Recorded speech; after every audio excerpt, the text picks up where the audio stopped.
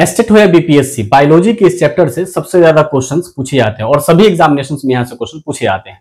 और वो जो चैप्टर है वो है सेल। सेल को हम लोग अगर देखना चाहें तो सेल के बारे में कहा है, कोशिका जो है उसकी खोज किसने की? रॉबर्ट हुक ने की। कब किया? 1665 ईस्वी में। लेकिन जो रॉबर्ट हुक ने जिसकी खोज की थी वो क्या था? डेड सेल था, क्योंकि उसने किस में खोजा था? एक कॉर्क के टुकड़े में। और कॉर्क क्या था? पहले से ही डेड वाला था, मतलब सूखा था, इसीलिए कोशिका भी क्या है? डेड था उसके अंदर में। लिविंग सेल्स की डिस्कवरी जो थी वो किसने किया? एंटोन वन लीवेनहुक ने किया। कब किया? 1674 ईस्वी में किया। कहां पे किया? पॉन्ड वाटर में, तालाब के पानी में। कहां पे?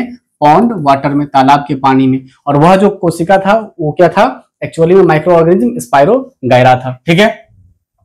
कोशिका का सिद्धांत देने वाला साइंटिस्ट सील्डेन एंड स्वान था, जो कि 1838 में इन्होंने कोशिका का सिद्धांत दिया। बाद में इसे करेक्ट करने वाले एक साइंटिस्ट आए, नाम है रुडोल्फ वर्काउ। इन्होंने 1855 ईस्वी में एक स्टेटमेंट दिया जिसमें कहा ओमनी सेलुलर ई सेलुलर। इसका मतलब यह हुआ कि जितने भी सेल्स हैं, कोशिका हैं, वह अपने पहले वाले सेल से या कोशिका से ही बने हुए हैं। जैसे हम और आप हैं, अपने पहले एंसेस्टर से, जो आपके जो पूर्वज हैं, आप उनसे बने हुए हैं, हम सब उनसे बने हुए हैं। तो वही चीज कोशिकाओं के बारे में कही गई। ठीक है।